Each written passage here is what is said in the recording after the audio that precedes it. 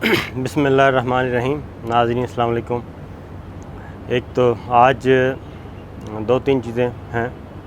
خاص طور پہ اکاؤنٹیبلٹی کا پروسیس شروع ہوا تھا، تو آج مولانا فضل الرحمان صاحب نے بڑے کھلے لفظوں میں یہ کہا ہے، تھریٹ کیا ہے کہ اگر ان کی طرف کوئی ریفرنس آیا تو وہ اس کا ستیہ ناش کر دیں گے اور اس کے بخیے ادھیڑ دیں گے، اور اس طرح کی کوئی حرکت جو ہے وہ قبول نہیں کر سکتے. انہوں نے کہا میں ریفرنس کو کچھ سمجھتا نہیں ہوں، یہ سب آگے ڈیش ڈیش ڈیش.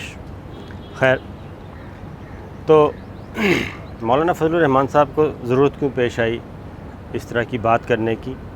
کیا ان کے خلاف کوئی انویسٹیگیشن ہو رہی ہے، کوئی انکوائری ہو رہی ہے؟ کیا ایشو ہے؟ کیا مولانا فضل الرحمان صاحب کو کوئی خطرہ نظر آ رہا ہے کہ جو اکاؤنٹیبلٹی کا پروسیس ہے ان کی طرف کہیں بڑھ نہ پائے؟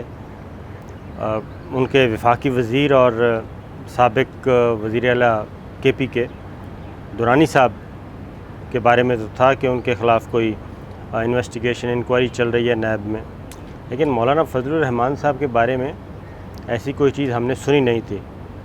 تو ایک تو مجھے لگتا ہے کہ شاید مولانا کو کہیں سے بھنک پڑی ہے کہ ان کے معاملات بھی نظر ہے ان کے معاملات پر اور کچھ ہونے والا ہے.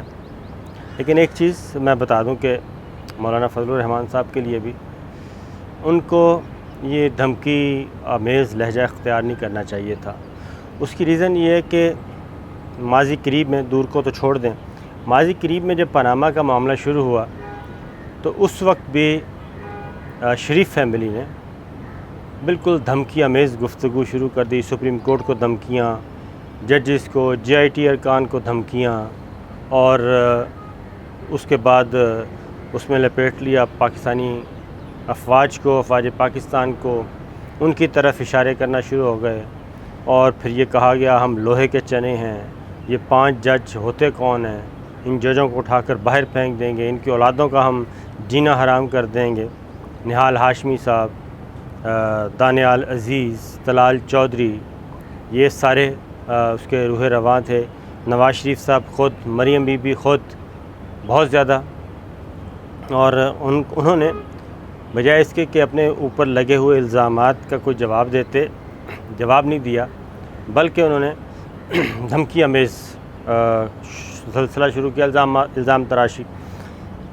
دوسری جانب جب زرداری صاحب کا نمبر آیا، بھٹو فیملی کا اور زرداری فیملی کا، تو زرداری صاحب نے بھی اور بلاول بھٹو نے بھی اور پیپلز پارٹی کے لوگوں نے بھی بجائے اس کے کہ وہ ان الزامات کا جواب دیتے، ان الزامات کی نفی کرتے، انہوں نے بھی افواج پاکستان اور جوڈیشری کے بارے میں شروع ہو گئے، اور ساتھ میڈیا کو بھی ساتھ لپیٹ لیتے تھے کبھی کبھی، اور انہوں نے بھی دھمکی آمیز گفتگو کی. پہلے تو شریف فیملی جنہوں نے دھمکیاں دیں ان کے دھمکیاں کوئی کام نہیں آئیں، اور اکاؤنٹیبلٹی کا پروسیس چلتا رہا، جے آئی ٹی میں بھی چلتا رہا، سپریم کورٹ میں بھی چلتا رہا، اور بالآخر احتساب عدالت نے ان کو سزائیں سنا دیں اور ان کو جیل جانا پڑا. خواجہ سعد رفیق لوہے کے چنے، ان کو بھی جیل جانا پڑا. طلال چودھری صاحب ڈسکوالیفیکیشن سزا ہو گئی، نہال ہاشمی صاحب جیل جانا پڑا، اور اس کے بعد دانیال عزیز ڈسکوالیفیکیشن. تو کوئی بھی نہیں بچا. یہی چیز زرداری صاحب کے ساتھ بھی ہونے والی ہے، اور ان کے خلاف بھی جو مقدمات ہیں، دھمکیوں سے کام نہیں چلے گا. اگر تو انہوں نے اپنے آپ کو بے گناہ ثابت کر دیا، ویل اینڈ گڈ، ادروائز ان کے لیے بھی جیل ہی ہے، ان کا بچنے کا کوئی امکان نظر نہیں ہوگا. مولانا فضل الرحمان صاحب کے بارے میں بھی ہم، کیونکہ بہت بزرگ ہیں ہمارے، ان سے بھی ہم یہی کہیں گے کہ یہ دھمکی شمکی والا رویہ اختیار نہ کریں. وہ عالم دین ہیں اور دین اسلام کے مبلغ ہیں، ایک سیاسی جماعت کے سربراہ ہیں، اور ان کی جماعت جو ہے جمعیت علماء اسلام ہے. تو یہ چیز نہ کریں، بلکہ ان کو چاہیے کہ وہ خود احتساب کے لیے پیش کریں اپنے آپ کو، بڑھ کر آئیں اور کہیں کہ جناب ٹھیک ہے آپ میرا احتساب کریں، میں حاضر ہوں. اس کی ریزن یہ ہے کہ حضرت عمر فاروق رضی اللہ تعالیٰ عنہ کا ایک واقعہ بہت زیادہ اسلامی تاریخ میں بیان کیا جاتا ہے۔ تو وہ امیر المومنین تھے، خلیفۃ المسلمین تھے، اور بہت بڑی سلطنت تھی، اسلامی سلطنت۔ حضرت عمر فاروق کا دورہ جو ہے، دور خلافت جو ہے، وہ ایک شاندار اور وہ ایک سخت گیر حکمران تھے۔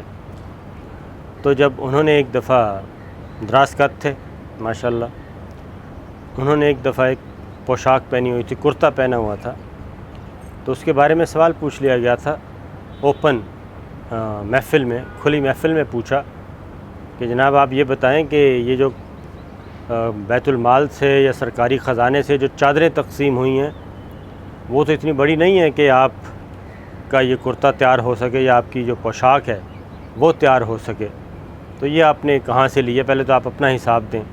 تو حضرت عمر فاروق رضی اللہ تعالیٰ عنہ نے کو برا نہیں منایا تھا، بلکہ انہوں نے اپنے آپ کو پیش کیا اور انہوں نے بتایا، وضاحت کی کہ ایک چادر میرے بیٹے عبداللہ کو ملی تھی، ایک مجھے ملی تھی، دونوں کو ملا کے میں نے یہ پوشاک جو ہے یا کرتا ہے زیب تن کیا ہے۔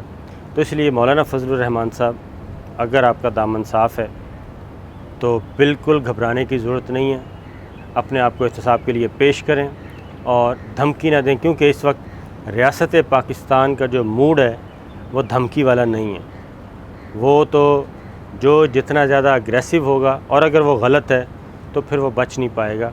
یہ پروسیس اس سے آگے جائے گا اور اس میں پاکستان پیپلز پارٹی ہو، مسلم لیگ نواز ہو، کیو لیگ ہو، MQM ہو، کوئی بھی ہو، اور ایون پاکستان تحریک انصاف ہو، وہ بھی نہیں بچ پائے گی۔ ایک اور چیز، کیونکہ یہی رویہ جسٹس قاضی فائز عیسیٰ نے بھی اختیار کیا ہے۔ اب جسٹس قاضی فائز عیسیٰ کے خلاف ریفرنس پریزیڈنٹ آف پاکستان نے بھیجا ہے، انہوں نے اپنی آئینی ذمہ داری پوری کی ہے، جو آئین پاکستان ان کو اختیار دیتا ہے ان پہ ذمہ داری۔ ایک اپلیکیشن آتی ہے، اس کی انویسٹیگیشن ہوتی ہے، سپورٹنگ میں ڈاکومنٹس مل جاتے ہیں بیرون ملک جائیداد کے، وزیر اعظم پریزیڈنٹ کو بھیجتے ہیں، وہ ایک ریفرنس بھیج دیتے ہیں۔